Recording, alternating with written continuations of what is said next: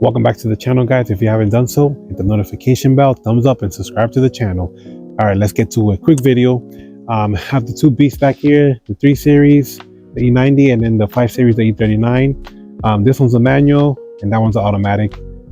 So on the 3 series, I went and I changed my transmission fluid.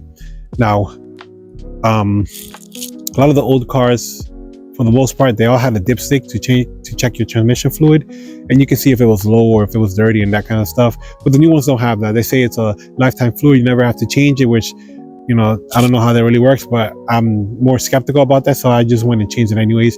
If you have a newer car, you don't have to worry about it, but me, like both of these have over 100,000 miles, but specifically the 3 series, I have 159,000 miles. So I went and I changed the transmission fluid because it wasn't shifting as good as it should. And even on cold starts, it really took a while to shift. And now this thing shifts amazing. It shifts perfectly after I did the transmission fluid. And I also did the transfer case fluid because it's an all-wheel drive. After driving the car for a while, the transfer case, the car would shake. So I was like, maybe something with the transfer case.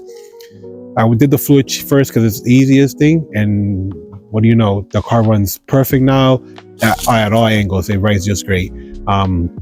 So go ahead and do that. The transmission fluid is more expensive than engine oil, but it's worth it and to get that changed. So go ahead and get that done. Check your owner's manual. It tells you what kind of fluid it takes.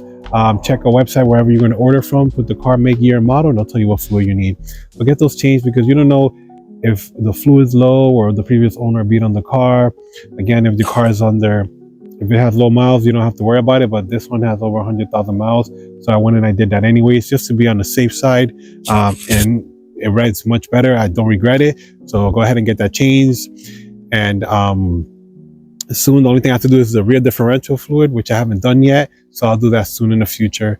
But other than that, I'm telling you, get those fluids changed, transfer case, transmission fluid, differential fluid, and you'll be a happy camper.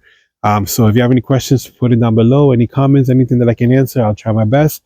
And stay tuned for next video. It's winter time, so I'm gonna try to make a little video on what to have, just some handy items for the winter time. Thanks for watching. Peace.